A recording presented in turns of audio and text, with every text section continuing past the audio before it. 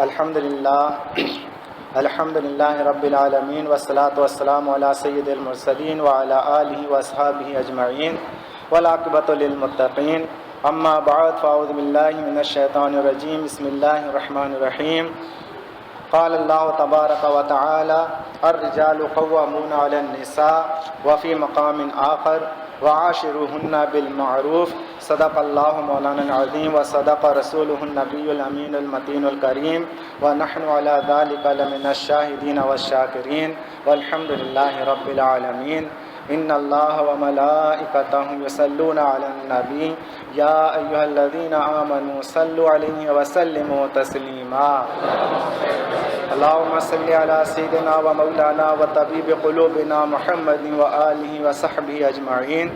معزز سامعین کرام، السلام علیکم ورحمۃ اللہ وبرکاتہ۔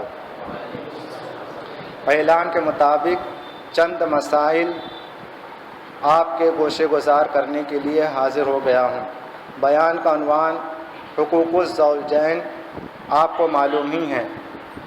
نماز مغرب کے بعد ہم نے اعلان کیا تھا کہ بیان بھی ہوگا میاں بیوی کے حقوق کے بارے میں، لیکن اس کے پہلے میں مناسب سمجھتا ہوں کہ والدین کے حقوق پر کچھ بیان دوں۔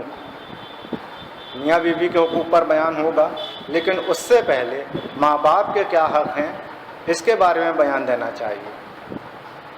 شادیوں کا موسم آ چکا ہے، میاں بیوی آپس میں رشتے قائم ہوں گے تو ان کے بیچ میں کیسے تعلقات ہونا چاہیے قرآن و حدیث کی روشنی میں، اس پر ابھی آپ سماعت کریں گے، لیکن اس سے پہلے والدین کے حقوق بھی آپ کے پیش نظر ہونا چاہیے۔ وہ والدین جنہوں نے آپ کو پالا پوسا، آپ کی خدمت کی اور آپ کو بلوغ تک پہنچایا، اور آپ اس قابل ہوئے کہ آج آپ کی شادی ہو رہی ہے۔ اس منزل تک پہنچانے میں ان کی کافی کاوشیں رہتی ہیں۔ شادی کے بعد اکثر و بیشتر لوگ ان باتوں کو نظر انداز کر دیتے ہیں اور دھیان نہیں دیتے اپنے والدین کی طرف کہ انہوں نے ہمارے ساتھ کیا برتاؤ کیا تھا، اور بعد ازدواجی زندگی کے ہمیں کیا ان کے ساتھ رویہ اختیار کرنا چاہیے۔ اس کے لیے ان مسائل کا آپ کے سامنے بہت ضروری ہے آنا، اس لیے میں نے مناسب سمجھا کہ والدین کے حقوق آپ کے سامنے رکھوں، سماعت کریں اور اسی کے مطابق آگے کی زندگی گزارنے کی کوشش کریں۔ درود شریف پڑھیے۔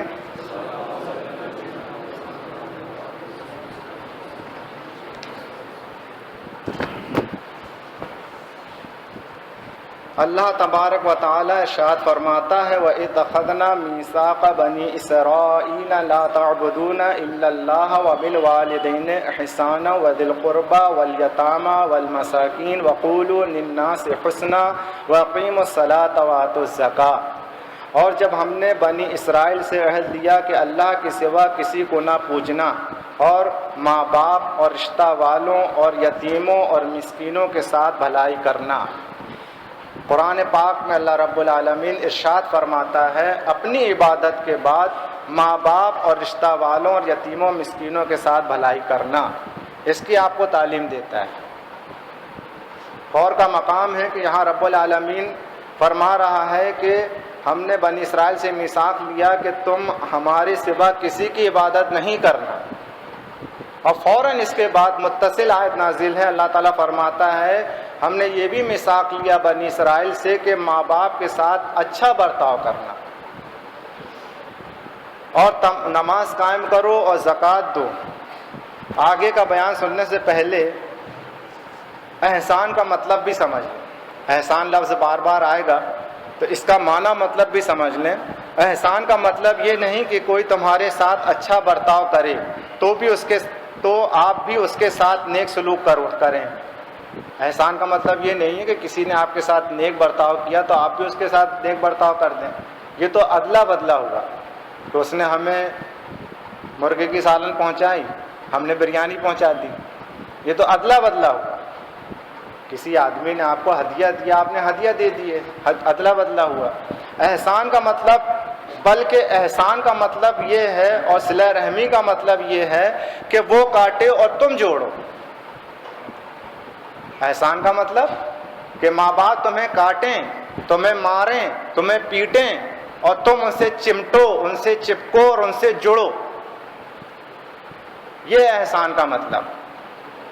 ہمارے سامنے بس یہ بات آ جاتی ہے، ارے بہت چڑچڑے ہمارے ابا، گالی ہی بکتے رہتے ہیں، جب دیکھو تب پھنن لگے ہی رہتے ہیں۔ یہ دنیاوی تعلیم تمہارے ذہن میں ہے کہ والدین چڑچڑے ہیں، لیکن اسلامی تعلیم، اللہ و رسول کی تعلیم کیا ہے؟ اللہ و رسول کی تعلیم تمہارے لیے یہ ہے کہ وہ کچھ بھی کریں، آپ کو ان سے چمٹنا ہے، ان کا دامن تھامے رہنا ہے، ان کے قدموں سے چمٹے رہنا ہے، ان کا ادب احترام برقرار رکھنا ہے، یہ ہے احسان۔ وہ تمہیں کاٹیں اور تم ان سے جڑے رہو، یہی معنی و مطلب تمام رشتہ داروں کے لیے، ذی القربیٰ والیتامى والمساکین۔ ذی القربیٰ قریبی رشتہ دار، ماں باپ کے بعد چچا، پھوپھی، خالہ، ممانی، چچی، جتنے بھی قریبی رشتہ دار ہیں، ان سب کے ساتھ بھی آپ اچھا برتاؤ کریں۔ وہ آپ کے ساتھ زیادتی کرتے ہیں تو اس کا یہ مطلب نہیں کہ ہم بھی پلٹ کر ان کے ساتھ زیادتی کرنے لگیں، بلکہ آپ کا رویہ کیا ہونا چاہیے کہ آپ ان کے ساتھ اچھا برتاؤ کریں، صلہ رحمی کریں، رحم کو جوڑیں اور نیک برتاؤ کریں۔ وہ تم سے جدا ہونا چاہتا ہے، بے اعتنائی کرتا ہے اور تم اس کے ساتھ رشتہ کی مراعات کرتے رہو تو یہ احسان ہے۔ وہ کتنا ہی تم کو کاٹیں، بھگائیں، پیٹیں، رشتہ دار زیادتی کریں، تم پر یہ لازم ہے قرآن کی روشنی میں، اور اب یہاں حدیث کریمہ بھی آئیں گی، ان آنے والی قرآن حدیث کی روشنی میں اور حدیث کریمہ کی روشنی میں یہ ہے کہ آپ ان کے ساتھ اچھا برتاؤ کریں۔ اللہ رب العالمین دوسری جگہ ارشاد فرماتا ہے، اور جب ہم نے ارشاد فرماتا ہے قُلْ مَا أَنفَقْتُم مِّن خَيْرٍ فَلِلْوَالِدَيْنِ وَالْأَقْرَبِينَ وَالْيَتَامَى وَالْمَسَاكِينِ وَابْنِ السَّبِيلِ وَمَا تَفْعَلُوا مِّن خَيْرٍ فَإِنَّ اللَّهَ بِهِ عَلِيمٌ۔ یہ قرآن کی آیات ہیں، اللہ رب العالمین کا ارشاد ہے، یہاں کسی طریقے کی کھینچ تان کرنے کی ضرورت بھی نہیں ہے، اور معنی مطلب سمجھنے میں بھی پیچیدگی نہیں ہے، کسی مولانا کسی حضرت کے دماغ کی پیداوار بھی نہیں ہے، کھینچ تان کر کے مسئلہ یہ نہیں ہے، ڈائریکٹ قرآن کی آیت کا ڈائریکٹ ترجمہ آپ کے کانوں تک پہنچایا جا رہا ہے۔ اس بات کو گٹھان باندھ لیجئے، یہ تمہارا پیدا کرنے والا خالق و مالک، اس کا ارشاد ہے، کسی اور کا ارشاد نہیں ہے، کسی اور کا بیان نہیں ہے۔ اللہ جس نے تمہیں پیدا کیا ہے اس کا ارشاد ہے، اس کے حکم پر عمل کرنا تم پر لازم ہے۔ ترجمہ سماعت کریں، تم فرماؤ اے حبیب، تم فرماؤ جو کچھ نیکی میں خرچ کرو تو وہ ماں باپ اور قریب کے رشتے والوں اور یتیموں اور مسکینوں اور راہگیر کے لیے ہو، اور جو کچھ بھلائی کرو گے بے شک اللہ اس کو جانتا ہے۔ تم جو کچھ کر رہے ہو اللہ رب العالمین وہ سب کچھ جانتا ہے، وہ جان رہا ہے، دیکھ رہا ہے۔ اور فرماتا ہے وَقَضَىٰ رَبُّكَ أَلَّا تَعْبُدُوا إِلَّا إِيَّاهُ وَبِالْوَالِدَيْنِ إِحْسَانًا۔ پوری آیت ترجمہ سماعت کریں، اور تمہارے رب نے حکم فرمایا کہ اس کے سوا کسی کو نہ پوجو، اللہ کے سوا کسی کو نہ پوجو، اور ماں باپ کے ساتھ اچھا سلوک کرو، ماں باپ کے ساتھ احسان کرو۔ احسان کا ترجمہ اچھا سلوک کرنا، اچھا سلوک کرنے کا معنی و مطلب ابھی سماعت کیے۔ اگر تیرے سامنے ان میں ایک یا دونوں بڑھاپے کو پہنچ جائیں تو ان سے اف نہ کہنا۔ ماں باپ بڈھے ہو گئے، سیانے ہو گئے، کچھ ٹوٹ پھوٹ گیا، کچھ زیادتی ہو گئی، لگا ہی رہتا بڑوں کا، ابھی نیا خرید کے لائے توڑ دی، یہ تک نہ کہو، رب فرما رہا ہے تمہارا، تم ان کو اف تک نہ کہو اور انہیں نہ جھڑکنا، ان کو جھڑکی بھی نہیں دینا، جھڑکی بھی مت دو، اور ان سے عزت کی بات کہنا، اور ان کے لیے عاجزی کا بازو بچھا دے، بات کرے تو نرمی کے ساتھ، عاجزی کا بازو بچھا دے، ان کے سامنے نرمی کے ساتھ بات کرے، اور یہ کہے کہ اے میرے پروردگار ان دونوں پر رحم کر جیسا کہ انہوں نے بچپن میں مجھے پالا۔ ہم پر چاہیے کہ ہم والدین کے لیے دعا کریں۔ قرآن کے الفاظ کیا ہیں؟ وَقُلْ رَبِّ ارْحَمْهُمَا كَمَا رَبَّيَانِي صَغِيرًا۔ اے اللہ میرے پروردگار، اے میرے مالک، ہمارے والدین پر رحم کر جیسا کہ انہوں نے بچپن میں مجھے پالا، مجھ پر رحم کیا۔ اور فرماتا ہے وَوَصَّيْنَا الْإِنسَانَ بِوَالِدَيْهِ حُسْنًا وَإِنْ جَاهَدَاكَ لِتُشْرِكَ بِي ما لیس لک بہ علم فلا تطعہما، اور ہم نے احسان کو ماں باپ کے ساتھ بھلائی کرنے کی انسان کو ماں باپ کے ساتھ بھلائی کرنے کی وصیت کی، اور اگر وہ تجھ سے کوشش کریں کہ میرا شریک ٹھہرا ایسے کو جس کا تجھے علم نہیں تو ان کا کہنا نہ مان۔ لا طاعت فی معصیت اللہ، اللہ کے رسول فرماتے ہیں کسی کی بھی فرما برداری نہیں ہے اللہ کی نافرمانی میں۔ اگر کوئی ہمیں اللہ کی نافرمانی سکھاتا ہے تو ہم اس کی بات نہیں مانیں، گو کہ وہ والدین ہی کیوں نہ ہو۔ اب نہ ماننے کا طریقہ جھڑکنا نہیں، غصہ دکھانا نہیں۔ ابھی کیا ہوا، اللہ نے کیا فرمایا کہ ان کو جھڑکو مت، ان کے سامنے عاجزی کا بازو بچھاؤ، پیار سے ان کو سمجھا دو کہ یہ اللہ و رسول کے قانون کے خلاف ہے، ہم نہیں کر سکتے۔ بس جب خدا کی نافرمانی اگر وہ سکھاتے ہیں تو تم کو ان کے سامنے عاجزی کے ساتھ ہی پیش آنا ہے۔ تو آپسی چپکلش میں، میاں بیوی کے جھگڑے میں کیا رویہ ہونا چاہیے خود سمجھ سکتے ہو۔ اور فرماتا وَوَصَّيْنَا الْإِنسَانَ بِوَالِدَيْهِ حَمَلَتْهُ أُمُّهُ وَهْنًا عَلَى وَهْنٍ وَفِصَالُهُ فِي عَامَيْنِ، پوری آیت ترجمہ سنیں۔ اور ہم نے انسان کو اس کے ماں باپ کے بارے میں تاکید فرمائی، اس کی ماں نے اسے پیٹ میں رکھا، کمزوری پر کمزوری جھیلتی رہی، اور اس کا دودھ چھوٹنا 2 برس میں ہے، یہ کہ شکر کر میرا اور اپنے ماں باپ کا، میری ہی طرف تجھے آنا ہے۔ اور اگر وہ دونوں تجھ سے کوشش کریں کہ میرا شریک ٹھہرا ایسے کو جس کا تجھے علم نہیں تو ان کا کہنا نہ مان، اور دنیا میں بھلائی کے ساتھ اس کا ساتھ دے۔ اور فرماتا ہے اللہ تعالیٰ وَوَصَّيْنَا الْإِنسَانَ بِوَالِدَيْهِ إِحْسَانًا حَمَلَتْهُ أُمُّهُ كُرْهًا وَوَضَعَتْهُ كُرْهًا، اور ہم نے آدمی کو ماں باپ کے ساتھ بھلائی کرنے کا حکم دیا۔ اللہ فرماتا ہے اور ہم نے آدمی کو، انسان کو ماں باپ کے ساتھ بھلائی کرنے کا حکم دیا۔ اس کی ماں نے تکلیف کے ساتھ اسے پیٹ میں رکھا اور تکلیف کے ساتھ اس کو جنا۔ اللہ تعریف فرما رہا ہے ہماری اور آپ کی والدہ کے بارے میں، اللہ تعریف فرما رہا ہے، اپنے کلام میں ان کی تعریف کر رہا ہے کہ اس نے دکھ جھیلا، اس نے مشقت جھیلی، اس نے تکلیف جھیلی، اور ہم اس کے احسان کو، اس کی تکلیف کو بھول جاتے ہیں۔ اللہ یاد فرما رہا ہے، اپنے کلام میں نازل فرما رہا ہے، اس کی تکلیف کو بیان کر رہا ہے ہمارا دماغ کھولنے کے لیے، انسان کا دماغ کھولنے کے لیے، کہ ماں نے تکلیف کے ساتھ اسے پیٹ میں رکھا اور تکلیف کے ساتھ اس کو جنا۔ اب عورت ہوتی تو سمجھ لیتے کتنی تکلیف ہوتی ہے، یہ درد، یہ تکلیف تو ایک عورت ہی سمجھ سکتی ہے، ہم آپ عورت نہیں ہیں تو سمجھ نہیں رہے ہیں، لیکن رب کے بتائے سے تو سمجھ سکتے ہیں کہ کتنی اہمیت کی بات ہے کہ جو رب کائنات ہے وہ اپنے کلام میں اس بات کو ذکر کر رہا ہے۔ کوئی چھوٹی موٹی بات ہوتی، چھوٹا موٹا درد ہوتا، چھوٹی سی تکلیف ہوتی تو کیا رب اس بات کو ذکر کرتا؟ سمجھنے کی بات ہے کہ کچھ اہم بات ہے تب تو رب العالمین ذکر کر رہا ہے۔ کیسی تکلیف ہوتی ہوگی، کیسی پریشانی اس کے اوپر آتی ہوگی، یہ رب کا اپنے کلام میں اس بات کو ظاہر کرتا ہے کہ کتنی بڑی مشقت اور کتنا بڑا دکھ جھیلتی ہے ہم اور آپ کی ماں۔ اور فرماتا ہے انما یتذکر اولو الالباب الذین یوفون بعہد اللہ، پوری آیت، نصیحت وہی مانتے ہیں جنہیں عقل ہے۔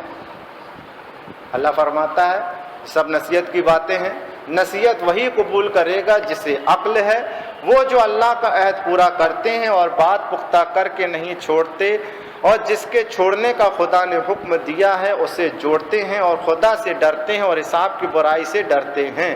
اور فرماتا والذین ینقضون عہد اللہ، پوری آیت، اور جو لوگ اللہ کے عہد کو مضبوطی کے بعد توڑتے ہیں اور اللہ نے جس کے جوڑنے کا حکم دیا ہے اسے کاٹتے ہیں اور زمین میں فساد کرتے ہیں، ان کے لیے لعنت ہے اور ان کے لیے برا گھر ہے۔ مطلب اللہ نے تم کو حکم دیا جوڑنے کا، صلہ رحمی کرنے کا، ماں باپ کے ساتھ جڑے رہنے کا، اور تم نے کاٹ دیا اللہ کے حکم کو، اللہ کی بات کو نہیں مانا، تو اللہ کیا فرماتا ہے کہ جو لوگ اللہ کے حکم کو نہیں مانتے، اللہ نے جس کو جوڑنے کا حکم دیا اس کو نہیں جوڑتے، ان سے نہیں جوڑتے بلکہ کاٹتے ہیں اور زمین میں فساد کرتے ہیں، ان کے لیے لعنت ہے۔ لعنت کا مطلب یہ ہے اللہ کی رحمت سے دور۔ لعنت کا مطلب وہ شخص جس کو اللہ نے اپنی رحمت سے دور کر دیا ہو۔ یہ بڑے عذاب کی بات ہے۔ اللہ کے رحمت جس کے شامل حال نہ ہوں اس کا تو بنٹا ڈھار ہے۔ اللہ کی پناہ ہے کہ اللہ تعالیٰ ہمیں ملعون کرے۔ ہم سب اللہ کی بارگاہ میں فریاد کرتے ہیں کہ اللہ تعالیٰ والدین کے حقوق ادا کرنے کی اور تمام رشتہ داروں کو جن کا بھی جو کچھ بھی حق ہے اسے ادا کرنے کی توفیق عطا فرمائے۔ اور فرماتا ہے وَاتَّقُوا اللَّهَ الَّذِي تَسَاءَلُونَ بِهِ وَالْأَرْحَامَ، اور اللہ سے ڈرو جس سے تم سوال کرتے ہو رشتے سے، رشتہ مت کاٹو۔ یہ تو تھی کلام اللہ کا۔ اور آپ سماعت کریں احادیث۔ صحیح بخاری و مسلم میں حضرت ابو ہریرہ رضی اللہ تعالیٰ عنہ سے روایت ہے کہ ایک شخص نے عرض کی یا رسول اللہ، سب سے زیادہ حسن صحبت یعنی احسان کا مستحق کون ہے؟ ارشاد فرمایا تمہاری ماں، یعنی ماں کا حق سب سے زیادہ ہے۔ انہوں نے پوچھا پھر کون؟ حضور نے پھر ماں کو بتایا۔ انہوں نے پھر پوچھا کہ پھر کون؟ ارشاد فرمایا تمہارا والد۔ اور ایک روایت میں ہے کہ حضرت نے فرمایا سب سے زیادہ ماں ہے، پھر ماں، پھر ماں، پھر باپ، پھر وہ جو زیادہ قریب، پھر وہ ہے جو زیادہ قریب ہے۔ یعنی احسان کرنے میں ماں کا مرتبہ باپ سے بھی 3 درجہ بلند ہے۔ احسان کرنے میں ماں کا مرتبہ باپ کے مرتبے سے 3 درجہ بلند ہے۔ جبکہ حدیث میں آتا ہے کہ جس کا باپ ناراض اس کا رب ناراض۔ جس نے اپنے باپ کو ناراض کیا، اپنے والد کو ناراض کیا، تو اس نے اپنے اللہ کو ناراض کیا، اپنے خدا کو ناراض کیا۔ حدیث ابو داؤد و ترمذی بروایت بحث بن حکیم عن ابیہ عن جدی، راوی کہتے ہیں میں نے عرض کی یا رسول اللہ کس کے ساتھ احسان کروں؟ فرمایا اپنی ماں کے ساتھ۔ میں نے کہا پھر کس کے ساتھ؟ فرمایا اپنی ماں کے ساتھ۔ میں نے کہا پھر کس کے ساتھ؟ فرمایا اپنی ماں کے ساتھ۔ میں نے کہا پھر کس کے ساتھ؟ فرمایا اپنے باپ کے ساتھ، پھر اس کے ساتھ جو زیادہ قریب ہو، پھر اس کے بعد جو زیادہ قریب ہو۔ اب ایک بات اور یہاں سے سماعت کریں کہ والدین کا جو حق حقوق بتایا جا رہا ہے یہ آپ کے جسمانی والد ہیں۔ پیر و مرشد کے ہاتھ چومتے ہیں ہم اور آپ، ان کو بڑا مرتبہ دیتے ہیں۔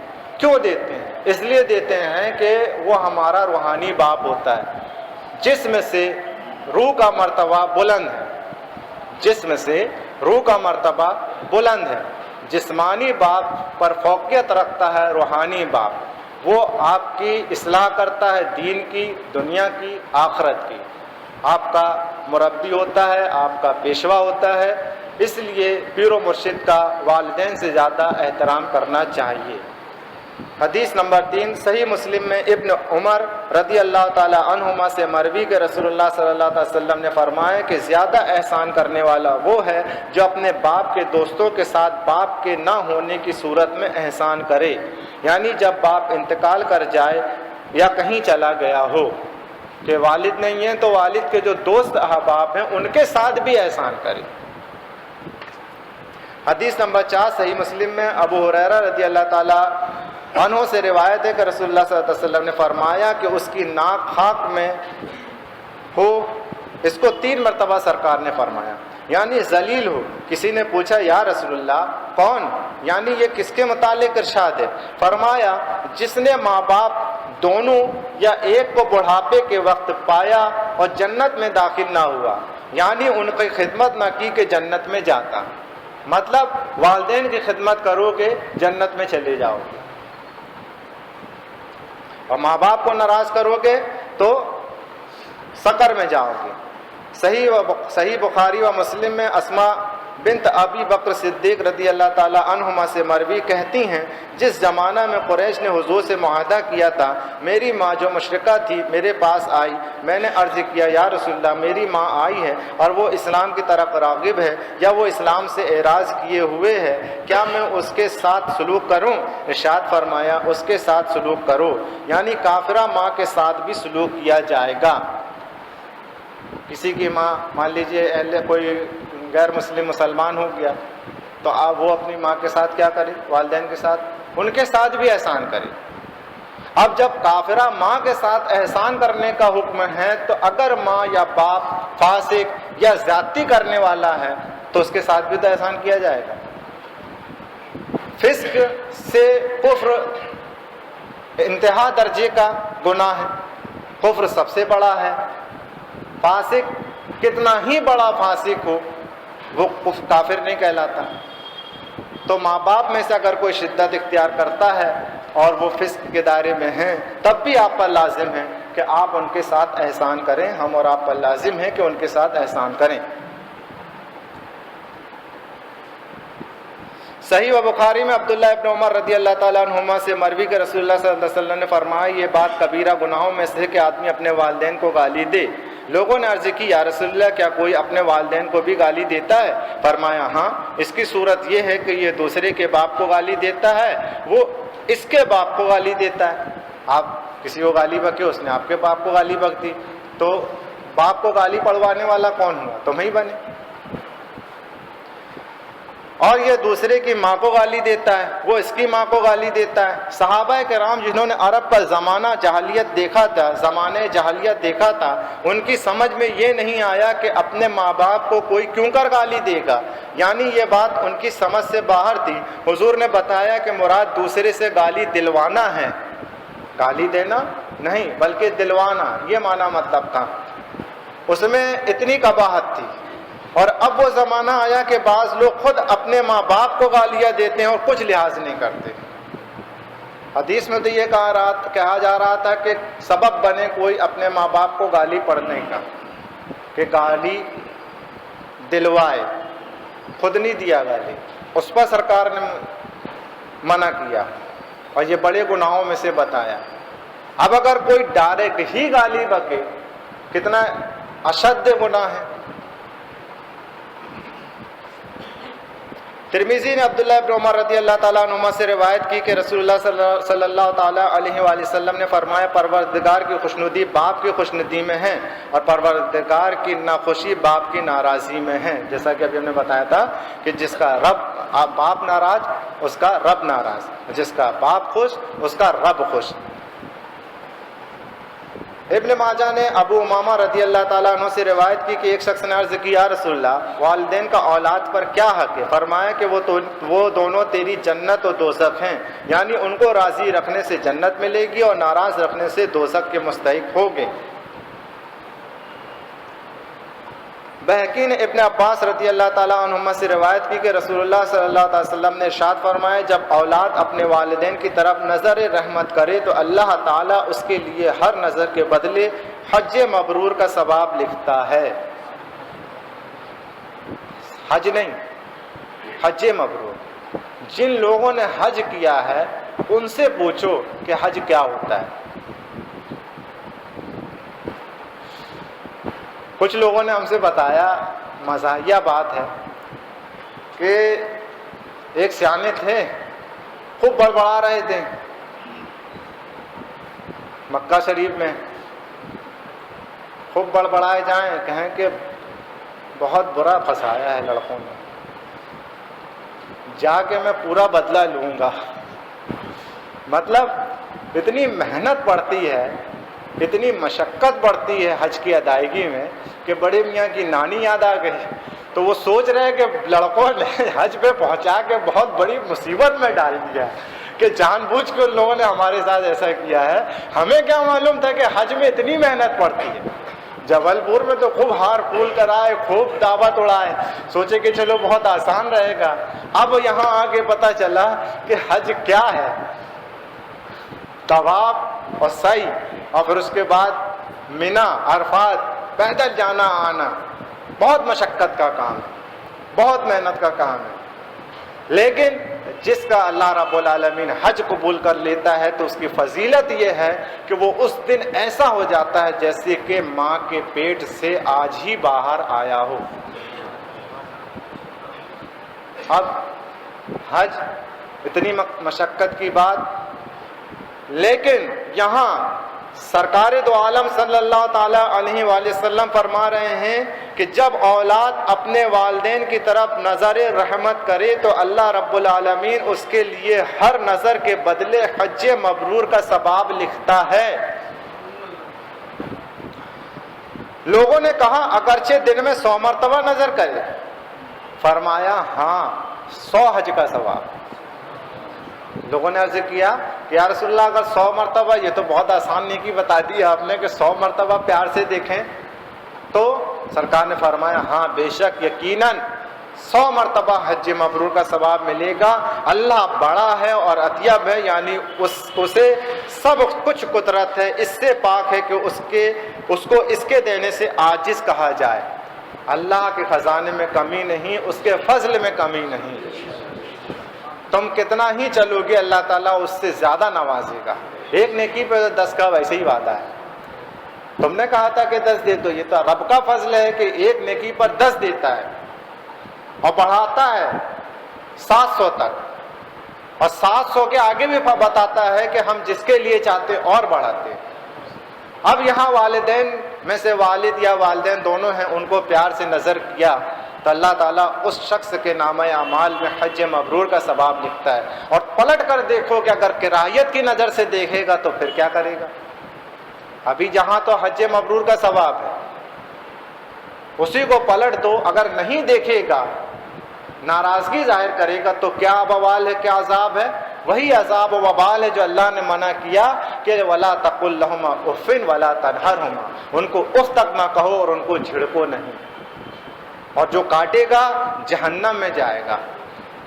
آپ لوگ سوچیں گے کہ جہنم میں جائے گا، سنی و مسلمان جہنم میں جائے، اتنی پوری زندگی یا غوث اور یا خواجہ کا نعرہ لگائے، قاسم نعمت کے دربار میں حاضری دیتے رہے، اس کے بعد بھی جہنم میں جائے گا؟ جائے گا، یقیناً جائے گا۔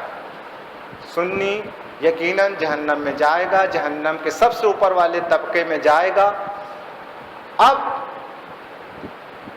اسی کو غوث و خواجہ نکالنے کے لیے جائیں گے، لیکن کس کو معلوم کہ کب نکالنے کے لیے آئیں گے، کس کی شفاعت کب ہوگی، یہ کسی کو نہیں معلوم۔ یہ اللہ کی حکمتیں ہیں۔ یہ حدیث ہم کسی دن اور بیان کریں گے، طویل حدیث ہے شفاعت کے بارے میں۔ اسی حدیث کی روشنی میں سمجھ میں آتا ہے کہ سنی مسلمان بھی جہنم میں جائے گا۔ قرآن کا ارشاد حدیث کی روشنی میں، جو لوگ اپنے والدین کے ساتھ زیادتی کرتے ہیں اور اگر انہوں نے معافی تلافی نہیں کرائی اور وہ گرفتار ہوئے، اللہ نے ان کو اگر گرفت کیا تو وہ یقیناً جہنم میں جائیں گے۔ یہ اور بات ہے کہ بعد میں نکال لیے جائیں گے، لیکن جائیں گے۔ تو کیا آسان سمجھتے ہو جہنم کے عذاب کو؟ جہنم کی آگ دنیا کی آگ کی 70 گنا زیادہ ہے۔ گیس جلا لینا کسی دن اور تھوڑا سا ہاتھ اس میں اوپر سے ہی نکال کے واپس لے آنا، جب روئیں جلیں گے تو احساس ہوگا کہ آگ کیا چیز ہے۔ جہنم کی آگ کے اندر ڈال دیا جائے گا، جہنم کی آگ کے اندر۔ غور کا مقام ہے، ہم اور آپ اہل اسلام ہیں، ایمان ہے ہمارا، وَيُؤْمِنُونَ بِالْغَيْبِ، ہم غیب کی باتوں پر ایمان رکھتے ہیں۔ اللہ کے رسول نے ہمیں بتایا جنت دوزخ ہے، ہمارا ایمان ہے۔ جو ان چیزوں پر ایمان نہیں رکھتا وہ مسلمان ہی نہیں ہے۔ جب آپ کا ایمان یہ ہے کہ جنت اور دوزخ حق ہے اور یہ سب قوانین بتائے جا رہے ہیں، تو ہم اور آپ کیسے مسلمان ہیں کہ ان سب باتوں کی طرف ہم دھیان نہیں دیتے اور توجہ نہیں کرتے ہیں؟ ذرا سی بات کے اوپر ہم اپنے والدین سے جھگڑنے لگتے ہیں اور بیوی کا حق ہڑپ جاتے ہیں۔ اپنے نفس کو کنٹرول کرو، اپنے آپ کو کنٹرول کرو، اپنے غصے کو کنٹرول کرو، اپنے والدین کے ساتھ اچھا برتاؤ کرو۔ تو ایک بار نظر رحمت کرے گا، حج مبرور کا ثواب اس کو ملے گا۔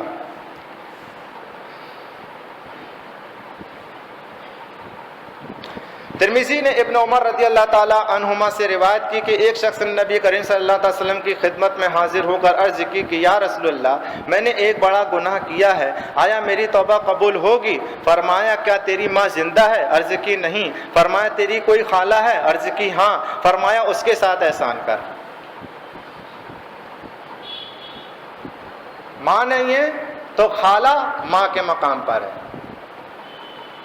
گناہ کیا تو کہاں جائے؟ ماں کے دامن میں جائے، ماں کے آنچل میں جائے، تمہاری بخشش ہو جائے گی۔ اس کے ساتھ احسان کر، اس کو لڈو پیڑے کھلا، اس کے ہاتھ پاؤں دبا، اس کی زیارت کر، اس کو نظر رحمت سے دیکھ، تیرے گناہ بخشے دیے جائیں گے۔ کہاں جا رہے ہو، کہاں بھاگ رہے ہو؟ جنت تو تمہارے گھر میں رکھی ہوئی ہے، ماں کے قدموں کے نیچے جنت ہے، ماں کے قدموں کے نیچے جنت ہے۔ امام احمد و نسائی و بہقی معاویہ بن جاہمہ سے روایت کی کہ ان کے والد جاہمہ حضور اقدس صلی اللہ تعالی وسلم کی خدمت میں حاضر ہوئے اور عرض کی، یا رسول اللہ، میرا ارادہ جہاد میں جانے کا ہے، حضور سے مشورہ لینے کو حاضر ہوا ہوں۔ ارشاد فرمایا، تیری ماں ہے؟ عرض کی ہاں۔ فرمایا، اس کی خدمت لازم کر لے کہ جنت اس کے قدم کے پاس ہے۔ اب حدیث سن لی، اب تو مانو۔ جہاد میں جانا چاہتے ہیں، اللہ کے رسول سے مشورہ کرنے آئے ہیں، اللہ کے رسول فرماتے ہیں تیری ماں ہے؟ بولے ہاں، جا، بولے اس کی خدمت کر، اس کے قدموں کے نیچے جنت ہے، جہاد میں مت جا تو۔ سرکار نے صحابی کو جہاد میں جانے سے منع کر دیا، ماں کی خدمت کے پاس پہنچا دیا۔ حضرت اویس کرنی رضی اللہ تعالیٰ عنہ کا واقعہ آپ لوگوں کو معلوم ہے کہ خیر التابعین کیوں ہو گئے؟ وہ بعد صحابہ سب سے بڑی فضیلت والے امت محمدیہ میں کیوں ہو گئے؟ صرف والدہ کی خدمت کی وجہ سے۔ سوچو، غور کرو۔ اویس کرنی رضی اللہ تعالیٰ عنہ، اویس قرن میں رہتے تھے، سرکار مدینہ شریف میں ہے، جلوہ گر ہیں، آپ کی حیات ہے، لیکن سرکار سے ملاقات کرنے نہیں آ رہے ہیں۔ ایسا کون سا سرکار کا دیوانہ ہوگا، عاشق ہوگا کہ سرکار حیات میں ہوں اور کوئی عاشق ان سے ملنے نہ جائے؟ لیکن نہیں جاتے ہیں، آتے نہیں ملاقات کے لیے کہ اگر جائیں گے سرکار دو عالم صلی اللہ تعالیٰ علیہ وآلہ وسلم، سید الانبیاء والمرسلین، سید الانس والجان، ان کی ملاقات کو اگر جائیں گے تو والدہ کی خدمت کرنے والا کوئی نہیں ہے، تو نہیں جاتے ہیں۔ لیکن نہیں جانا ان کا سرکار کو اللہ کی طرف سے معلوم ہو جاتا ہے، اور آپ ان کو مرتبہ دیتے ہیں اور ان کو فضیلت دیتے ہیں اور اپنے عطیات ان کے لیے وصیت کرتے ہیں کہ وہ ابھی نہیں آئے گا، بعد میں آئے گا۔ اس کی ماں ہے، اس اپنی ماں کی خدمت میں لگا رہے گا وہ۔ آپ سوچیں، ہم اور آپ اپنا وقت کیسا ضائع کرتے ہیں؟ ماں باپ کی خدمت کرنے کا ہمارے پاس وقت نہیں ہے۔ کبھی یہ نہیں سوچتے کہ چلو والدہ کے ہاتھ پیر دبا دیں، باپ کے ہاتھ پیر دبا دیں، ان کی خدمت کر دیں، ان سے پوچھ لیں کہ والد آپ کا حال کیسا ہے، آپ کو کوئی ضرورت تو نہیں ہے؟ ان کے پاس بیٹھتے نہیں ہیں، ان کے پاس بیٹھنے کا تو وقت ہی نہیں ہے۔ حضرت کے پاس آنے کا وقت ہے، کیوں؟ حضرت دعا کر دیں گے، پیسہ آ جائے گا۔ ارے کہاں بھٹک رہے ہو، کہاں جا رہے ہو؟ تمہاری جنت، تمہاری ترقی تمہارے ماں باپ کے قدموں کے نیچے ہے۔ ان کو راضی کر لو، ان کو خوش کر لو، تم کو اللہ تعالیٰ نوازے گا۔ بہقی نے سعد ابن العاص رضی اللہ تعالیٰ عنہ سے روایت کی کہ رسول اللہ صلی اللہ علیہ وسلم نے فرمایا، بڑے بھائی کا چھوٹے بھائی پر ویسا ہی حق ہے جیسا کہ باپ کا حق اولاد پر ہے۔ بھائیوں سے بھی رشتہ دار، ماں باپ، اس کے بعد قریبی رشتہ دار۔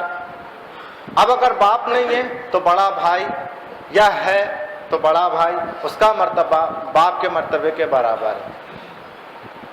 وہی حق حقوق ہیں جو باپ کے مرتبے کے تھے، فضیلت اتنی ہی ہے جتنی باپ کی تھی۔ تو ہمیں چاہیے کہ ہم اپنے بڑوں کا احترام کریں، بچوں سے پیار کریں۔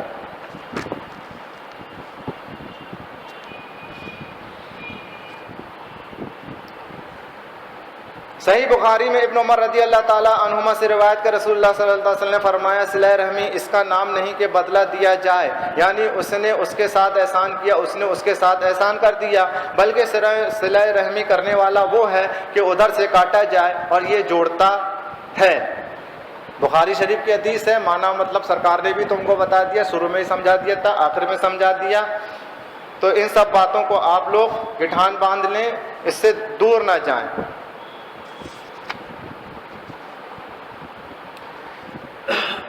ابھی ہم نے کہا تمہاری دنیا کی ترقی ماں باپ کے قدموں کے نیچے ہے۔ دیکھو حاکم نے مستدرک میں عقبہ بن عامر رضی اللہ تعالیٰ عنہ سے روایت کی کہ کہتے ہیں کہ میں رسول اللہ صلی اللہ علیہ وسلم کی ملاقات کو گیا، میں نے جلدی سے حضور کا دست مبارک پکڑ لیا اور حضور نے میرے ہاتھ کو جلدی سے پکڑ لیا، پھر فرمائے اے عقبہ، دنیا و آخرت کے افضل اخلاق یہ ہیں کہ تم اس کو ملاؤ جو تمہیں جدا کرے، اور جو تم پر ظلم کرے اسے معاف کر دو، اور جو یہ چاہے کہ عمر میں درازی ہو اور رزق میں وسعت ہو وہ اپنے رشتہ والوں کے ساتھ صلہ کرے۔ اگر آپ اپنے رزق میں برکت چاہتے ہیں، اپنی عمر میں ترقی چاہتے ہیں اور خراب موت مرنے سے بچنا چاہتے ہیں تو ان کے ساتھ سلوک کرو جو قریبی رشتہ دار ہیں۔ یہ تو رہا ماں باپ۔ اب پلٹ کر تھوڑا سا اور سماعت کریں کہ بچوں کے حقوق کیا ہیں ماں باپ پر، تو ترازو برابر ہو جائے، بیلنس برابر ہو جائے۔ بڑے میاں لوگ اگر زیادتی کریں گے تو بچوں کو چاہیے کہ نرمی برتیں، لیکن ان کا زیادتی کرنا اچھا تو نہیں ہے، ان کو بھی یہ بات سمجھنا چاہیے، والدین کو بھی چاہیے کہ وہ اچھا برتاؤ کریں۔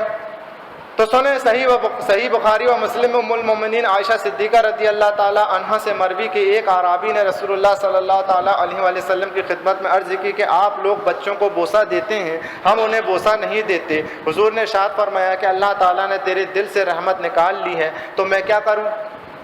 مطلب بچوں کو بوسہ دے، پیار کرے۔ بڑوں کو چاہیے کہ بچوں سے نرمی کرے، ان کو پیار کرے۔ سرکار دو عالم صلی اللہ تعالی وسلم خود بچوں سے پیار کرتے تھے، ان کو بوسہ دیتے تھے۔ امام احمد و مسلم نے عائشہ رضی اللہ تعالیٰ عنہ سے روایت کی کہ کہتی ہیں ایک مسکین عورت دو لڑکیوں کو لے کر میرے پاس آئی،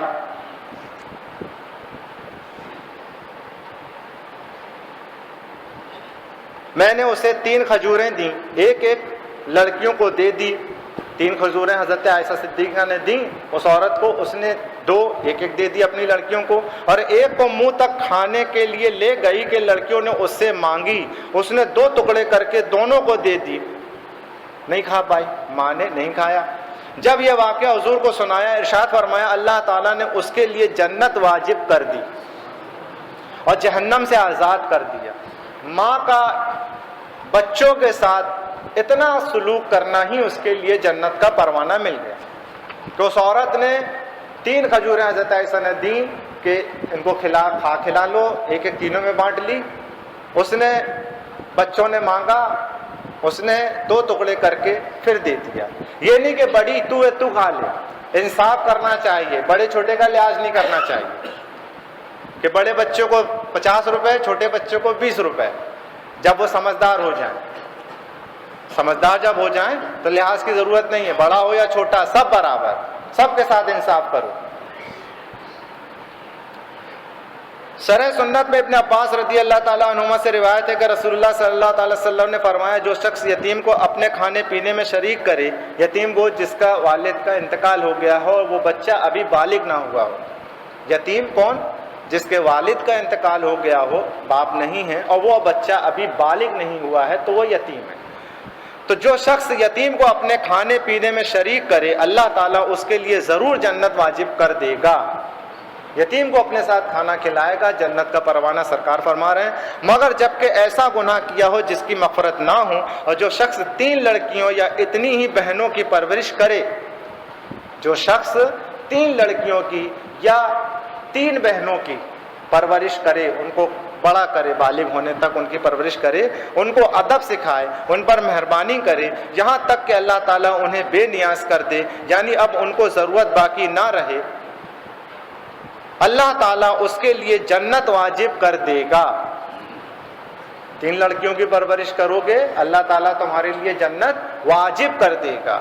ہم نہیں کہہ رہے، سرکار فرما رہے۔ کسی نے کہا یا رسول اللہ یا 2، اگر 2 کرے، صحابہ لوگ بالکل تاک کے رہتے ہیں، موقع اچھا ہے، فرمایا 2 ہو تو 2، فرمایا 2 یعنی ان میں بھی وہی ثواب ہے۔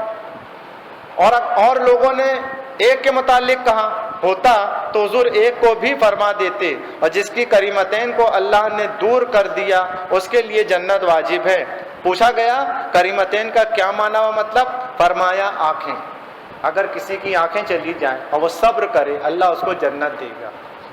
آنکھیں کسی کی چلی گئیں اور وہ صبر کرے اللہ اس کو جنت دے گا۔ تو اگر ایک لڑکی کی پرورش کرے یا دو لڑکیوں کی پرورش کرے یا اس سے زیادہ کی پرورش کرے تو اللہ تعالیٰ اس کے لیے جنت واجب کر دے گا۔ بہن کی پرورش کرے اللہ اس کے لیے جنت واجب کر دے گا۔ امام احمد و حاکم و ابن ماجہ نے سراقہ بن مالک رضی اللہ تعالیٰ عنہ سے روایت کی کہ نبی کریم صلی اللہ تعالیٰ علیہ وسلم نے فرمایا، کیا میں تم کو یہ نہ بتا دوں کہ افضل صدقہ کیا ہے؟ اور وہ اپنی اس لڑکی پر صدقہ کرنا ہے جو تمہاری طرف واپس ہوئی، یعنی اس کا شوہر مر گیا یا اس کو طلاق دے دی اور باپ کے ہاں چلی آئی۔ بیوہ اس کی پرورش کرنا یہ افضل صدقہ ہے، بہت بڑی نیکی ہے۔ تمہارے سوا اس کا کمانے والا کوئی نہیں ہے تو تمہیں چاہیے کہ اس کا خیال رکھو، بیوہ ہے یا وہ اس کا شوہر انتقال کر گیا ہے یا وہ اس کو طلاق دے دی گئی ہے۔ ترمذی و بیہقی نے باروایت ایوب بن موسیٰ عن ابیہ عن جدہ روایت کی کہ رسول اللہ صلی اللہ علیہ وسلم نے فرمایا کہ باپ کا اولاد کو کوئی عطیہ ادب حسن سے بہتر نہیں۔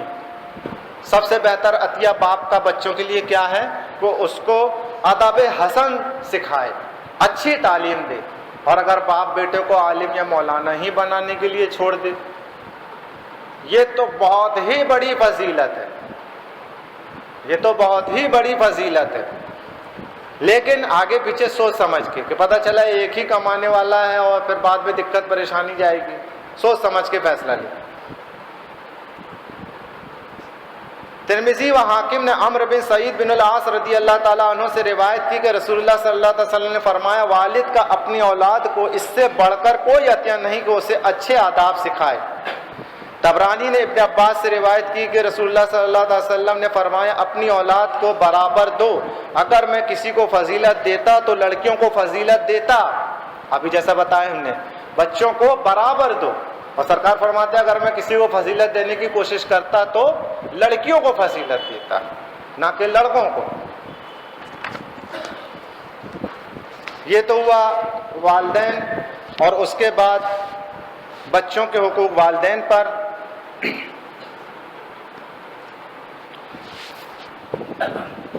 اب جو اعلان کیا تھا حقوق الزوجین اس کو سماعت کریں۔ آج کل عام شکایت ہے کہ زن و شوہر میں نہ اتفاقی ہے، مرد کو عورت کی شکایت ہے تو عورت کو مرد کی، ہر ایک دوسرے کے لیے بلائے جان ہے، اور جب اتفاق نہ ہو تو زندگی تلخ اور نتائج نہایت خراب۔ آپس میں ہی لڑ بھڑ رہے ہیں، آپس میں ہی میاں بیوی لڑ رہے ہیں۔ آپس کی ناتفاقی علاوہ دنیا کی خرابی کے دین بھی برباد کرنے والی ہوتی ہے، اور اس ناتفاقی کا اثر بد انہی تک محدود نہیں رہتا بلکہ اولاد پر بھی اثر پڑتا ہے۔ اولاد کے دل میں نہ باپ کا ادب رہتا ہے نہ ماں کی عزت۔ اس ناتفاقی کا بڑا سبب یہ ہے کہ طرفین میں ہر ایک دوسرے کے حقوق کا لحاظ نہیں رکھتے اور باہم رواداری سے کام نہیں لیتے۔ مرد چاہتا ہے کہ عورت کو باندی سے بدتر کر کے رکھے، آنکھیں دکھا دکھا کے نیچے ہی رکھے، باندی سے بدتر زندگی گزارے، مرد یہ چاہتا ہے۔ اور عورت چاہتی ہے کہ مرد میرا غلام رہے، جو میں چاہوں وہ ہو، چاہے کچھ ہو جائے۔ عورت اس کو کنٹرول کرنے میں اور مرد اس کو کنٹرول کرنے میں، اور دونوں ایک دوسرے کو کھینچنے کے چکر میں۔ اب دنیاوی اعتبار سے سوچو کہ اگر دو چمبکوں کو آپس میں بھڑایا جائے گا تو نہیں چپکیں گے۔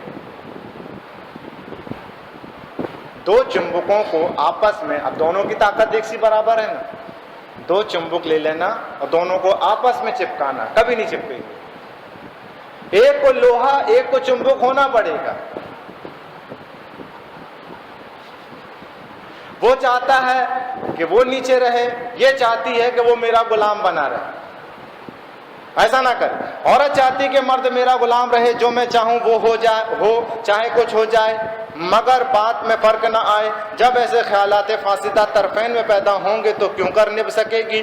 دن رات کی لڑائی اور ہر ایک کے اخلاق و عادات میں برائی اور گھر کی بربادی اس کا نتیجہ ہے۔ قرآن مجید میں جس طرح یہ حکم آیا ہے کہ الرجال قوامون علی النساء، مردوں کو عورتوں پر فوقیت ہے، حاکم ہے مرد عورت پر، جس سے مردوں کی بڑائی ظاہر ہوتی ہے، اسی طرح یہ بھی فرمایا کہ وعاشرہن بالمعروف ہے، جس کا صاف معنی و مطلب یہ ہے کہ عورتوں کے ساتھ اچھی معاشرت کرو، اچھا برتاؤ کرو، نہ کہ باندی بنا کے رہو، نہ کہ غلام بنا کر رہو، اچھا برتاؤ کرو۔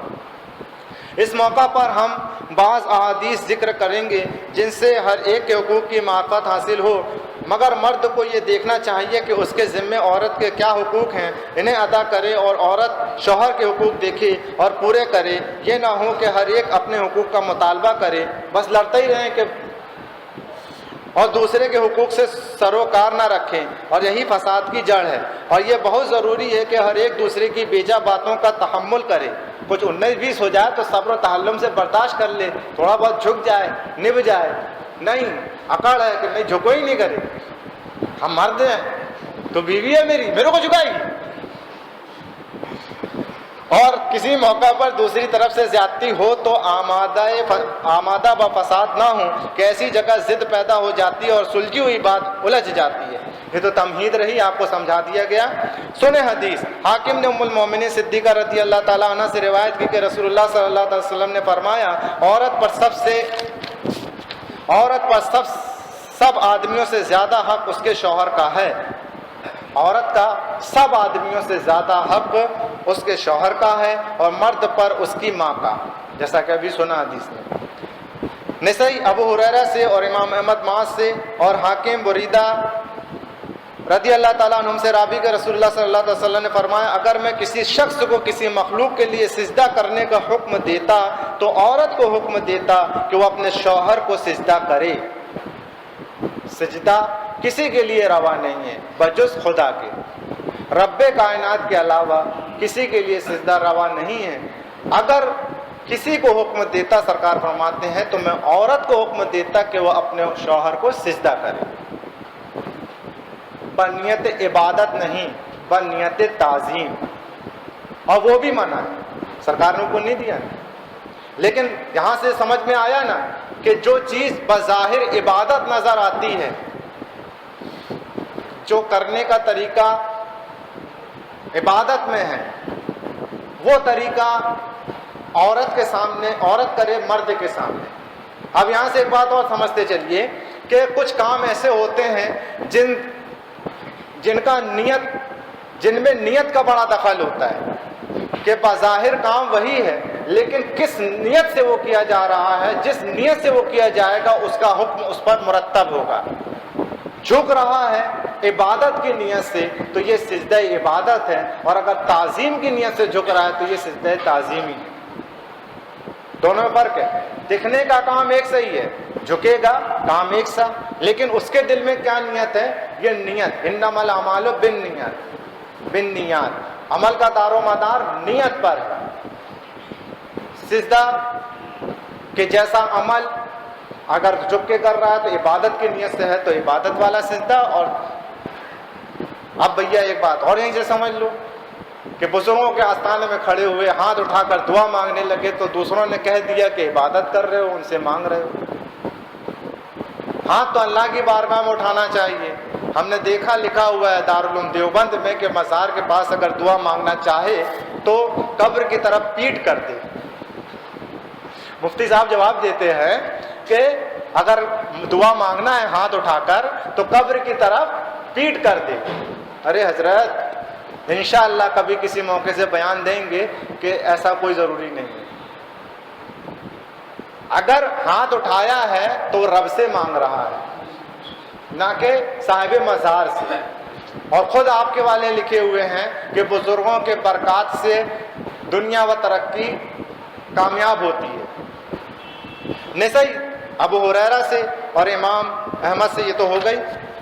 امام احمد و ابن ماجہ و ابن حبان یہ سب راوی فرماتے ہیں سرکار صلی اللہ علیہ وسلم اگر میں کسی کو حکم کرتا کہ غیر خدا کے لیے سجدہ کرے تو حکم دیتا کہ عورت اپنے شوہر کو سجدہ کرے، قسم ہے اس کی جس کے قبضہ قدرت میں محمد کی جان ہے صلی اللہ تعالی وسلم۔ عورت اپنے پروردگار کا حق ادا نہ کرے گی جب تک شوہر کے کل حق ادا نہ کرے۔ بڑے غور کا مقام ہے کہ سرکار دو عالم صلی اللہ علیہ وسلم قسم یاد کر کے ارشاد فرماتے ہیں کہ عورت رب کا حق ادا نہیں کر پائے گی جب تک کہ اپنے شوہر کے حق کو ادا نہ کرے۔ تو عورتوں کو چاہیے کہ وہ لحاظ کریں اپنے شوہروں کے حق کا۔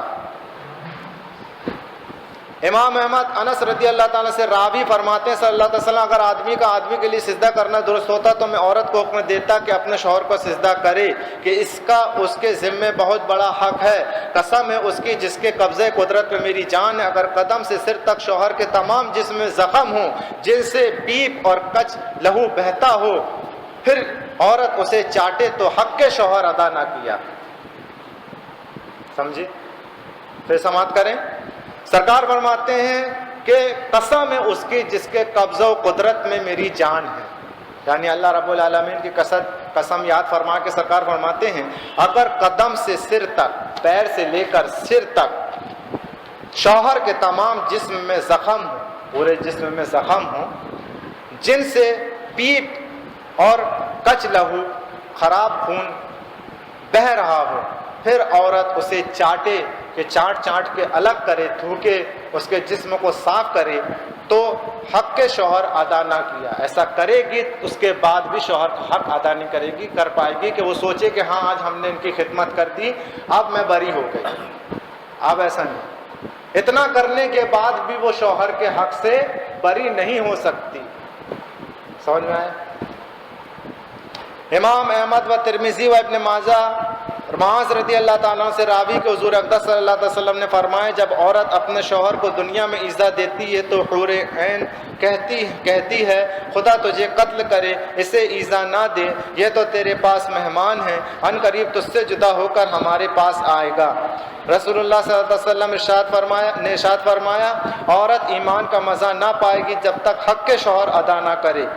سرکار دو عالم صلی اللہ علیہ وسلم نے ارشاد فرمایا جو عورت خدا کی اطاعت کرے اور شوہر کا حق ادا کرے اور اسے نیک کام کی یاد دلائے اور اپنی عصمت اور اس کے مال میں خیانت نہ کرے تو اس کے اور شہیدوں کے درمیان جنت میں ایک درجہ کا فرق ہوگا، پھر اس کا شوہر با ایمان نیک خو ہے تو جنت میں وہ اس کی بیوی ہے، ورنہ شہداء میں سے کوئی اس کا شوہر ہوگا۔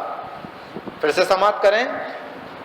طبرانی میں حضرت میمونہ رضی اللہ تعالی عنہ سے راوی کے فرمایا جو عورت خدا کی اطاعت کرے اور شوہر کا حق ادا کرے، اللہ کی اطاعت کرے، فرمانبرداری کرے، 5 وقتہ نماز پڑھے، روزہ رکھے، حج فرض ہوا تو ادا کرے، زکوٰۃ والی ہے تو زکوٰۃ ادا کرے اور شوہر کا حق ادا کرے اور اسے نیک کام کی یاد دلائے اور اپنی عصمت گناہ نہ کرے، عصمت بچا کے رکھے اور اس کے مال میں خیانت نہ کرے، جو مال وہ رکھتا ہے اس میں خیانت نہ کرے، چوری نہ کرے، سسرال نہ پہنچائے،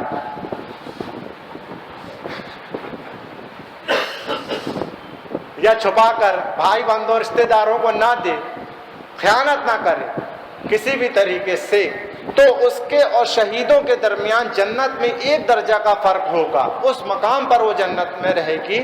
پھر اس کا شوہر با ایمان نیک خو ہے، اگر اس کا شوہر صاحب ایمان پہ مرا اور نیک تھا یا پٹ پٹ پڑا کے نیک بن گیا، جنت میں پہنچ گیا تو جنت میں وہ اس کی بیوی ہے، اپنے شوہر کے ساتھ رہے گی، ورنہ شہداء میں سے کوئی اس کا شوہر ہوگا، ورنہ شہداء میں سے کوئی اس کا شوہر ہوگا۔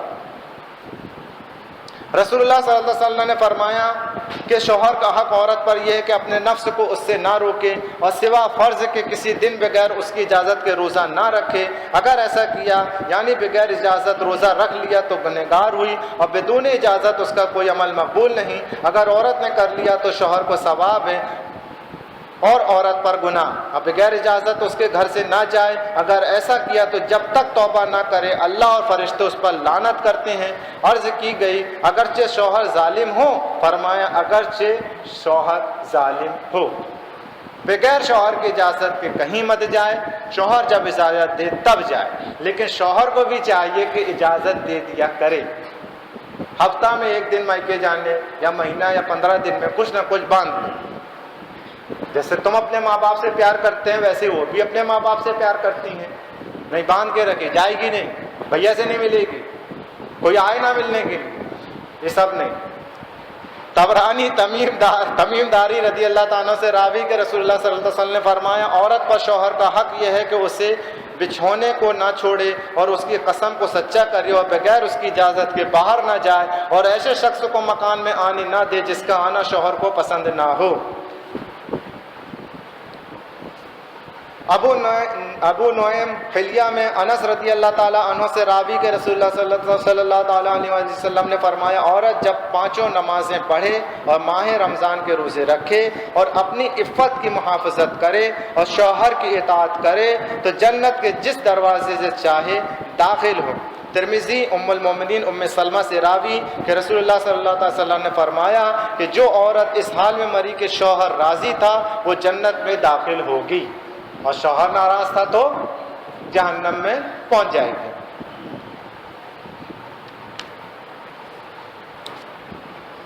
بخاری و مسلم ابو ہریرہ رضی اللہ تعالیٰ عنہ سے راوی رسول اللہ صلی اللہ علیہ وسلم نے فرمایا عورتوں کے بارے میں بھلائی کرنے کی میں وصیت کرتا ہوں. اب مرد لوگ سنیں، ابھی تک تو عورتیں ہی عورتوں پر تھا، مرد حضرات بھی سنیں، پتہ چلا درس میں جانے کے بعد شروع ہو گئے. سرکار فرماتے ہیں کہ عورتوں کے بارے میں بھلائی کرنے کی میں وصیت فرماتا ہوں، تم میری اس وصیت کو قبول کرو. سرکار فرماتے ہیں کہ عورتوں کے ساتھ بھلائی کرو، حسن سلوک کرو، نیک برتاؤ کرو. حسن سلوک کرو، نیک برتاؤ کرو مطلب وہ کاٹے تو تم جوڑو، وہ لڑے تو تم سے پیار کرو، ناٹک مچائے تو سمجھاؤ، یہ سب مطلب. حیل مچائے تو تب بھی اس کو سمجھاؤ. تو سرکار فرماتے ہیں ایسا کرنے کی میں تم کو وصیت کرتا ہوں. سرکار کی وصیت ہے اور وصیت کو قبول کرنا بہت ضروری بات ہے. کچھ نہ کرو کم سے کم وصیت تو پوری کرو. معلوم ہے نا فارمولا، وہ پسلی سے پیدا کی گئیں اور پسلیوں میں سب سے زیادہ ٹیڑھی اوپر والی ہیں. اگر تو اسے سیدھا کرنے چلے تو توڑ دے گا. سوچے کہ یار بالکل ٹھیک ٹھاک ہو جائے عورت، تو ایسا ممکن نہیں ہے. کیوں نہیں ہے؟ کیونکہ عورت جو بنی ہے وہ پسلی سے بنی ہے اور پسلی ٹیڑھی ہے اور سب سے زیادہ اونچی اوپر والی پسلی اور اس سے بنی ہے. اب جب اس کی فطرت میں ہی ٹیڑھا پن ہے، اب تم سوچ رہے کہ سیدھی کر لو. کسی کی فطرت بدل سکتی ہے کیا؟ نہیں بدل سکتی. اور اگر ویسی ہی رہنے دو تو ٹیڑھی ہی باقی رہے گی. تو ٹیڑھی تو ٹیڑھی رہے گی نا، مطلب عورت ٹیڑھی ہی رہے گی. اگر سیدھا کرنا سوچو گے تو ٹوٹ جائے گی، مطلب طلاق تک نوبت پہنچ جائے گی. ٹوٹنے کا مطلب یہی ہے. اور سوچے کہ چھوڑ دیں تب تو ٹیڑھی تو ٹیڑھی ہے ہی. تو ان کو ٹیڑھی ہی قبول کرنا ہے. سمجھ میں آ گئی بات؟ زیادہ ہوشیاری بتانے کی ضرورت نہیں ہے. سرکار فرما رہے ہیں، سنے درد سے پتہ چلا گھر جانے کے بعد دے ڈمبن کم. مسلم شریف کی دوسری روایت میں کہ عورت پسلی سے پیدا کی گئی وہ تیرے لیے کبھی سیدھی نہیں ہو سکتی. تم سوچو کہ سیدھی ہو جائے. سرکار خود فرما رہے ہیں، مسلم شریف کی روایت ہے، اگر تو اسے برتنا چاہے تو اس کی حالت میں برت سکتا ہے، جیسی ہے اسی حالت میں ہی برت لے، فائدہ اٹھا لے. اور سیدھا کرنا چاہے گا تو توڑ دے گا. سیدھا کرنا چاہے گا تو توڑ دے گا، اور توڑنا طلاق دینا ہے. صحیح مسلم میں انہی سے مروی رسول اللہ صلی اللہ علیہ وسلم نے فرمایا مسلمان مرد عورت مومنہ کو مبغوض نہ رکھے. اگر اس کی ایک عادت بری معلوم ہوتی ہے دوسری پسند ہوگی. اب ایسا تو نہیں ہے کہ ایک عادت خراب ہے تو سبھی عادتیں خراب ہوں، کچھ تو اچھی ہوں گی. اچھی کی طرف نہیں دھیان دے دے بھیا، بری کی طرف سے نظر ہٹا لے. بھائی نظر آ رہا ہے، بولے نہیں اوپر سے لے کے نیچے تک. کچھ صحاب ایسے ہیں کہ ان کو اپنی عورتیں نہیں پسند آ رہی، بولے کہ وہ ہم کو شروع سے قبول ہی نہیں رہی، طلاق ہی دے بیٹھے. ارے کچھ تو غور کرو، کچھ تو سوچو. قرآن حدیث کی نصیحتیں ہی قبول کر کے سوچ لو. یعنی تمام عادتیں خراب نہیں ہوں گی، جبکہ اچھی بری ہر قسم کی باتیں ہوں گی. تو مرد کو یہ نہ چاہیے کہ خراب ہی عادت کو دیکھتا رہے، بلکہ بری عادت سے چشم پوشی کرے اور اچھی عادت کی طرف نظر کرے. حضور اکرم صلی اللہ علیہ وسلم نے فرمایا تم میں اچھے وہ لوگ ہیں جو عورتوں سے اچھی طرح پیش آئیں. اچھی طرح سے پیش آؤ، یہ تمہارے لیے اچھا برتاؤ. لولو لولو نہ کرو، غلام نہ بن جاؤ، پتہ چلا کہ غلام ہی بن گیا. اچھا برتاؤ کر، سب چیز بتا دی ہیں، ہوش رکھنا. صحیحین میں بخاری و مسلم میں عبداللہ ابن زمعہ رضی اللہ تعالیٰ عنہ سے مروی رسول اللہ صلی اللہ علیہ وسلم نے فرمایا کوئی شخص اپنی عورت کو نہ مارے جیسے غلام کو مارتا ہے، پھر دوسرے دن اس سے مجامت کرے. مطلب سرکار صلی اللہ علیہ وسلم کتنی بڑی بات آپ کو بتا رہے ہیں اور کس طرف آپ کو دھیان دلا رہے ہیں. ایک طرف تو کوٹے گا اور پھر اس کے بعد سمجھ گئے آپ. دوسری بات میں عورت کو غلام کی طرح مارنے کا قصد کرتا ہے کہ شاید دوسرے وقت اسے اپنا ہم خواب کرے. یعنی زوجیت کے تعلقات اس قسم کے ہیں کہ ہر ایک کو دوسرے کی حاجت اور باہم ایسے مراسم کہ ان کو چھوڑنا دشوار، لہذا جو ان باتوں کا خیال کرے گا مارنے کا ہرگز قصد نہ کرے گا. مارنے پیٹنے کی ضرورت نہیں ہے. وما علینا الا البلاغ المبین. نہیں ابھی نہیں، ابھی اور.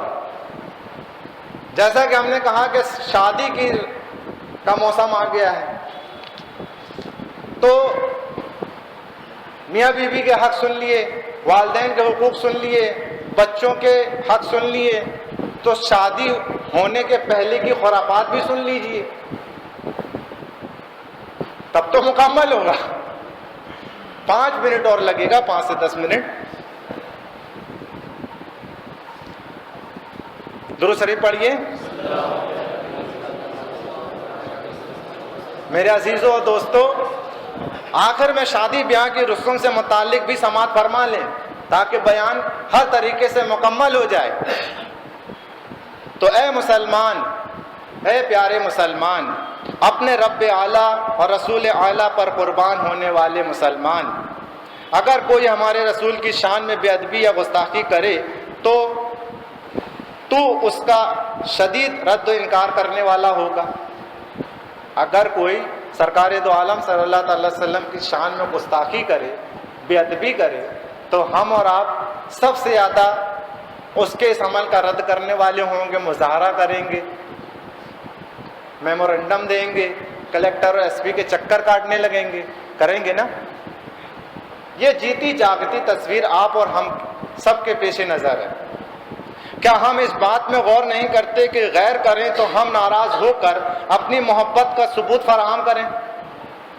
غیر کریں تو ہم اپنی محبت کا ثبوت فراہم کریں ناراضگی جتا کر. تو کیا ہم آپ صلی اللہ علیہ وسلم کی اتباع کو چھوڑ کر آپ کی سکھلائی ہوئی باتوں کو بالائے طاق رکھ کر خلاف شرع کام کو انجام دے کر آپ صلی اللہ تعالی وسلم کی رضا و خوشنودی حاصل کر سکتے ہیں؟ ہمیں اس کا آپ جواب دیجیے. غیر کریں تو روڈوں پر آ جائیں. غیر نے مخالفت کی سرکار کی تو روڈوں پر آ جائیں، اور خود کریں تو دھیان نہ دیں. ارے اللہ و رسول کے قانون پر عمل نہ کرنا یہ بھی تو سرکار کی مخالفت ہے. ارے میرے دوست، میرے بزرگوں، دھیان دو، غور کرو. تو کیا ہم آپ اللہ کے رسول صلی اللہ علیہ وسلم کی اتباع کو چھوڑ کر آپ کی سکھلائی ہوئی باتوں کو بالائے طاق رکھ کر خلاف شرع کام کو انجام دے کر آپ صلی اللہ تعالی وسلم کی رضا و خوشنودی حاصل کر سکتے ہیں؟ سرکار کو خوش کر سکتے ہیں؟ کبھی نہیں، کبھی نہیں، ہرگز نہیں. تو پھر غیروں کے خلاف شرع کام کرنے پر ہم آگ بگولا ہو جائیں اور خود یا اپنوں کے خلاف شرع کام کرنے پر ہمارا رد عمل کیوں مختلف ہو جاتا ہے؟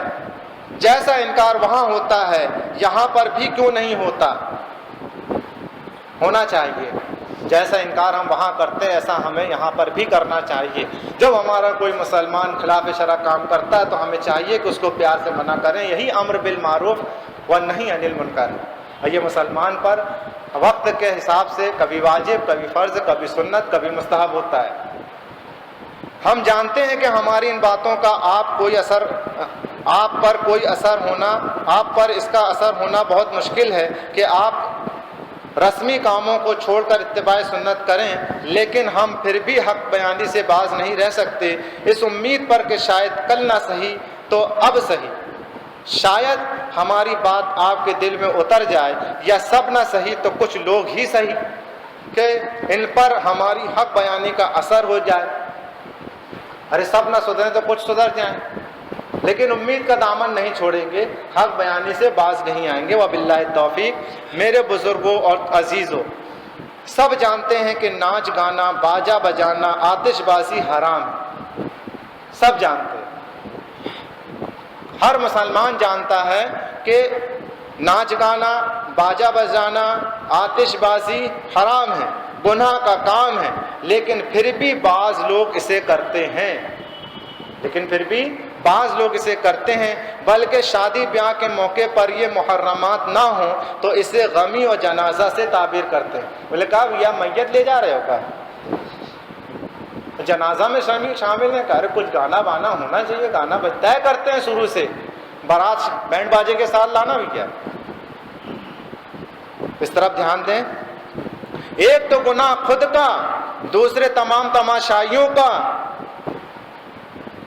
ایک تو گناہ خود کا کہ بینڈ باجا بجوایا، اور دوسرا تمام تماشائیوں کے گناہ کا یہی سبب ہے، تو سب کے مجموعے کے برابر اس پر گناہ کا بوجھ ہوا۔ النکاح من سنتی، نکاح میری سنت ہے، سنت پر عمل اور حرام کا ارتکاب، یہ کوئی ڈھکی چھپی ہوئی بات نہیں ہے۔ آپ حرام کے مرتکب ہو رہے ہیں اور ایک طرف سنت پر عمل کرنے جا رہے ہیں۔ مسلمانوں، مرد کو مہندی لگانا ناجائز ہے، مرد کو مہندی لگانا ناجائز ہے، یوں ہی کنگنا باندھنا بھی ناجائز ہے، جو باندھ دیتی ہیں عورتیں وہ بھی ناجائز ہے، اور مرد کو ریشمی کپڑے پہننا حرام ہے۔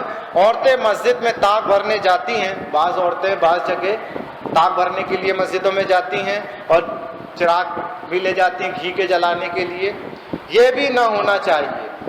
کچھ جگہ ابھی باقی ہے، بہت کچھ ختم ہو چکا ہے۔ اگر فاتحہ دلانا ہی ہے تو تمام بزرگوں کو ایصال ثواب گھر سے بھی کیا جا سکتا ہے۔ اگر آپ فاتحہ دلانا چاہتے ہیں اپنے خاندان کے اہل ایمان مرحومین کو، بزرگوں کو، تو گھر سے بھی فاتحہ ہو سکتی ہے، طاق بھرنے جانے کی ضرورت کیا ہے؟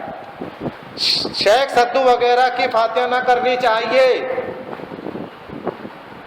ابھی بھی کچھ لوگوں کے یہاں یہ رسم باقی ہے، دھیان دیں، شیخ سدو وغیرہ کی فاتحہ نہیں دلانا چاہیے۔ فاتحہ ایصال ثواب صرف اہل ایمان، اہل اسلام اور بزرگوں کے لیے ہونا چاہیے۔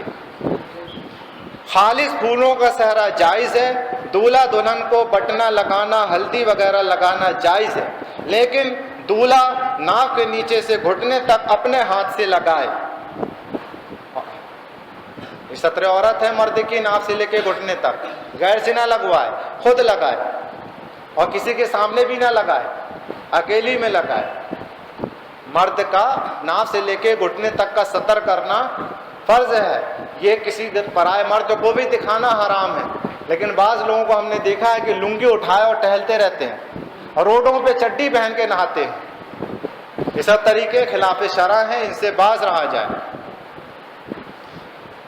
حرام ہے، گناہ ہے، اور باقی جگہ دوسرے سے بھی لگوا سکتا ہے، ناف سے لے کے اوپر اگر کوئی دوسرا لگائے تو لگوا سکتا ہے۔ اور ہلدی لگنے کے بعد گھر سے نہ نکلنے کی ممانعت نہیں۔ کچھ لوگوں کا یہ خیال ہے کہ ہلدی لگ گئی اب گھر سے باہر نہ نکلیں گے،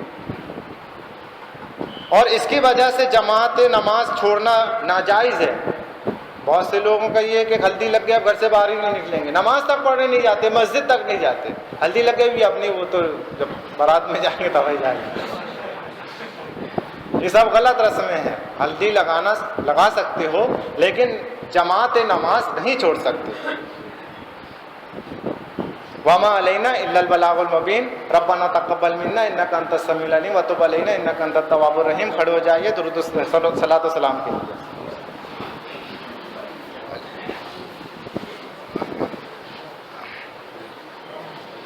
اسی کو لے